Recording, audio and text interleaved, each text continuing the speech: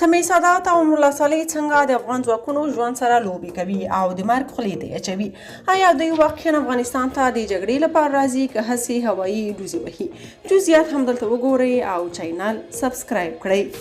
په دې کې هیڅ شک نشته چې سمیع سادات د جمهوریت د سقوط تر اخري ورځې د طالبانو سره وجنګېده او د ده په شتون سره د دې چې طالبان خپله پوره زور وواهه خو هلمندي سقوط ونه شو کړی. خو اوس چې بهر کې ناست دی او د جګړې غږونه کوي دا هسې د ځان ښودلو هڅه ده، ځکه هغه څوک چې د جګړې پلان ولري هغه بیا رسنیو کې داسې ډوزې نه وهي.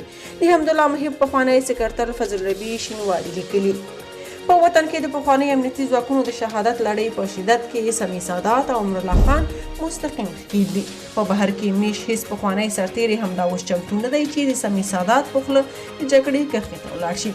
هغه جګړه چې هیڅ مشر لا معلوم نه دی، دوی له خارجه د ځان مصروفیت او مشهورتیا لپاره د انلاین جګړې اعلانونه کوي، خو د نن هېواد کې په مزدورۍ اخته هغه پخواني نظامیان د طالبانو له تیغه تیر کړل.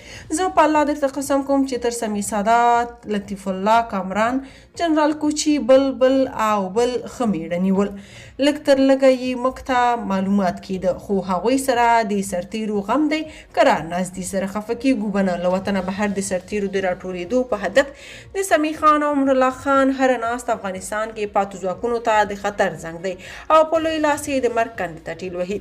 ما د خدای او قرآن ووهي که د سادات له لاسه هیڅ هم وشي، خو پر طالب به د نورو ټغر ټول کړي. متاسفانه د افغانستان په شمول د درېیمې نړۍ هیوادونو کې اتلولي د هغو اشخاصو په نصیب ده چې د عکاسۍ کمرې ته لاسرسی لري.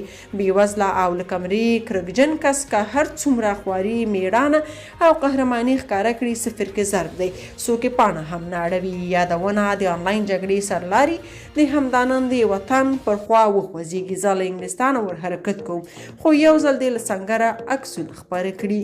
که تاسو په دې اړه څه نظر لرئ په کومنټ کې شریک او چینل سبسکرایب کړئ.